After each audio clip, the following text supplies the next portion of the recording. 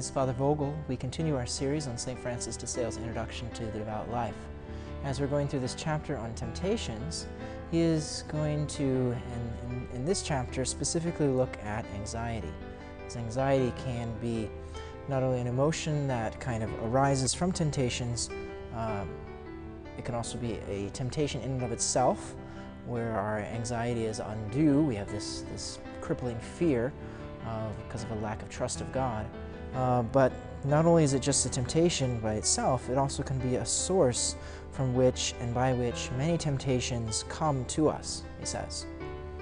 So we are right to seek out the means to be relieved of our troubles, the things that are causing us anxiety. But we want to be cognizant of how do we try to be relieved of those things. He says, if we seek the means to be delivered from our troubles for the love of God, we will seek them with patience, gentleness, humility, and calm. We will look for our deliverance more from the goodness and providence of God than from our own efforts, skill, or diligence. So this is going to be the proper way in which we want to seek to be freed from our anxieties, is to rely completely on God, that He's the one who's going to be able to help me be free of these. He says, if we seek our deliverance out of self-love, we will be eager and anxious in the search for the means, as if this deliverance depended more on ourselves than on God.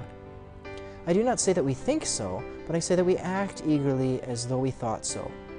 If we do not obtain at once what we desire, we fall into great restlessness and impatience. This, instead of overcoming the evil, only makes it worse. Thus, we are overwhelmed with anguish and distress. We experience such a great loss of courage and strength that the evil seems beyond cure. So, if we're trying to overcome whatever it is that we're being anxious about, if we do so thinking that I'm the one who has to do it all, and we rely mostly on myself to try to pull ourselves out of the anxiety, he says that oftentimes we're going to cause ourselves greater anxiety instead of pulling us out of the anxiety. If we don't obtain it, then it's going to increase our restlessness, our impatience, he says, to make things worse, to be overwhelmed, and it can feel so big as to though I'm never going to be free from this. He says that anxiety really is the greatest evil that can befall us, except for sin. When we are troubled and restless, we lose our power to maintain the virtue which we have required. We also lose the means of resisting the temptations of the enemy. You know, if we're so focused on our worry and concern about the troubles that we have, it's really hard to remain focused on God and grow in virtue and overcome those temptations. He says, anxiety arises from an inordinate desire to be free from the evil we experience or to acquire the good we hoped for. So even though it is a good desire to want to be freed from these things, it's inordinate because we're placing all of the trust upon ourselves and not relaying it to God and putting our complete trust in Him. He uses an analogy here to explain kind of the state of our soul in this case.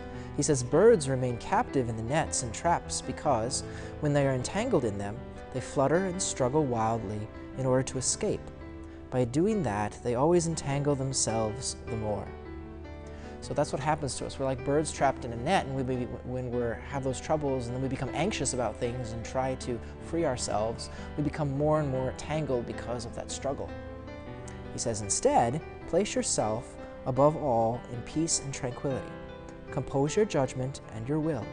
Then quietly and gently pursue the object of your desire, taking in order the means which are fitting.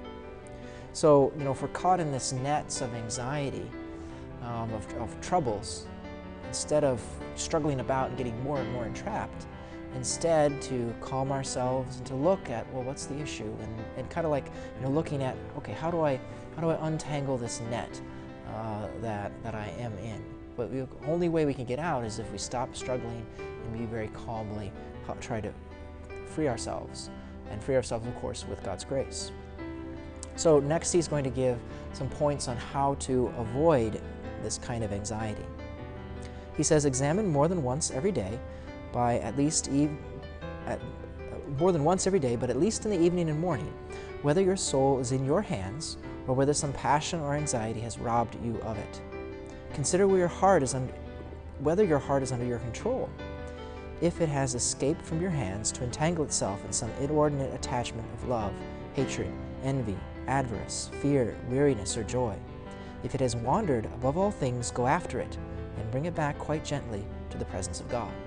So if our hearts and minds get caught up in these other concerns, sometimes very worldly things, and we lose the sight of God, or what life is really should be about, then we become entangled. And so he says to, at various points, kind of refocus ourselves. Am I being drawn too much off by this concern that I have? Am I asking God to assist me in this area? He says, especially in the morning before we begin the day and face the concerns and worries, and as well as at the end, because oftentimes that can be why we get poor sleep, is because we're still mulling over and trying to figure out all those things that we came across during the day.